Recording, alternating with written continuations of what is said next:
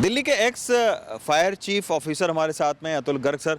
Atul sir, ये बताया जा रहा है कि जो दिल्ली के भी नाइट क्लब हैं उनमें कितने लोगों को लाइसेंस दिया गया होगा और उनमें किस तरीके का खतरा आप देखते हैं, क्योंकि गोवा की जो आग लगी। मैं ये आपको बिल्कुल कहना चाहूँगा, दिल्ली की स्थिति बहुत बहुत गोवा से अच्छी है, क्योंकि यहाँ पे जितने भी, जो मेरी नॉलेज में, मैं अभी रिटायर हुआ हूँ, जितने भी जो क्लब है नॉर्मली 5 स्टार होटल में पक्का बिल्डिंग में है।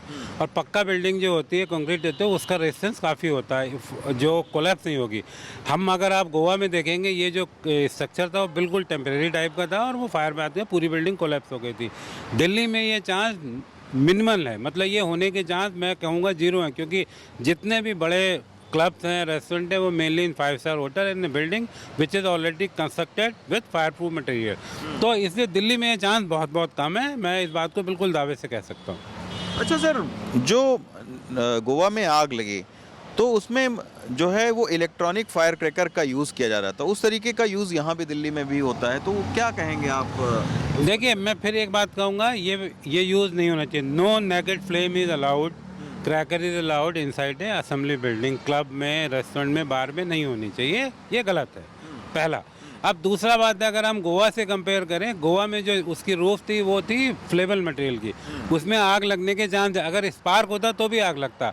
पर दिल्ली में अगर आप देखेंगे तो ऐसी कोई भी बिल्डिंग नहीं है जिसकी रूफ फ्लेबल हो। हम जब एनओसी देते हैं, सबसे पहले उसका कंस्ट्रक्शन, उसका डिज़ाइन ही देखा जाता है, एंड देन ओनली जो है उसको फायर का एफएससी ग्रांट किया जाता है। तो दिल्ली में अगर ऐसा होने की संभावना, मैं फिर ये बात कह रहा हूँ, मिनिमल है, क्योंकि अभी तक मेरी 25 साल की सर्विस में ऐसा कोई क्लब नहीं आया जिसमें टेम्परेरी, क्योंकि उसको हम एनओसी देंगे ही नहीं, और this construction is not allowed in Delhi. How they have allowed it in Goa और everything was illegal, that I do not know, but in Delhi it is not possible a pub can be run in such type of structure. अच्छा sir, एक आखिरी सवाल। बहुत सारे लोग कहते हैं कि जैसे 90 वर्ग मीटर के अंदर में एनओसी लेने की ज़रूरत नहीं है फायर डिपार्टमेंट, लेकिन होता यह है आमतौर पर कि उस 90 वर्ग मीटर में आप कह सकते हैं कि 45 लोगों की एंट्री होनी चाहिए, लेकिन 100 से 150 लोगों की एंट्री कर दी जाती है। तो ऐसे में खतरा और ज़्यादा बढ़ नहीं जाता है सर? देखिए, इस पे कमेंट मेरा करना गलत है, क्योंकि ये जब 90 मीटर से कम में फायर डिपार्टमेंट के अंदर में नहीं आते हैं, और बहुत सारे रेस्टोरेंट चल रहे हैं। अगर उसमें लाइसेंस किसने दिया हुआ है, एमसीडी ने, पुलिस ने, excise, that is their responsibility to check it, restrict it.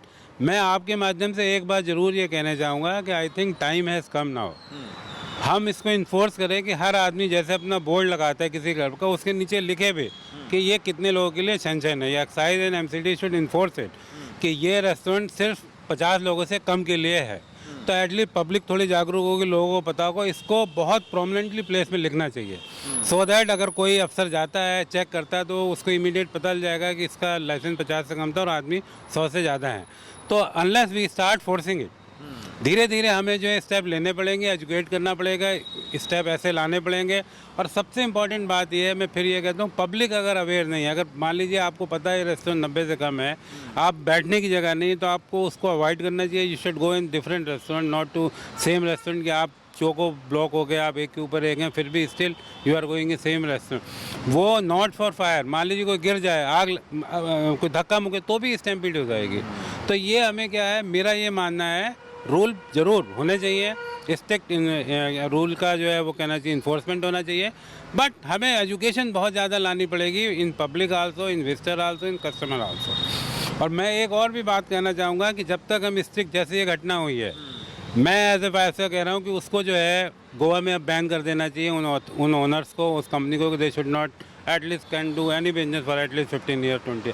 Then only you will start hitting the belt, below the belt कहते हैं, तब आपको जो है आई थिंक रिजल्ट वो भी आएंगे। Unless we take a very very strict action, not कि कोर्ट में केस चलेगा लंबा, no, first government should ban it कि now they cannot do any business in the whole state of Goa at least for 15 years. Then only I think some result will come, people will understand, otherwise they will only after minting money. शुक्रिया sir, बात करने के। Xavier के साथ Ravish Ranjan Shukla, NDTV India.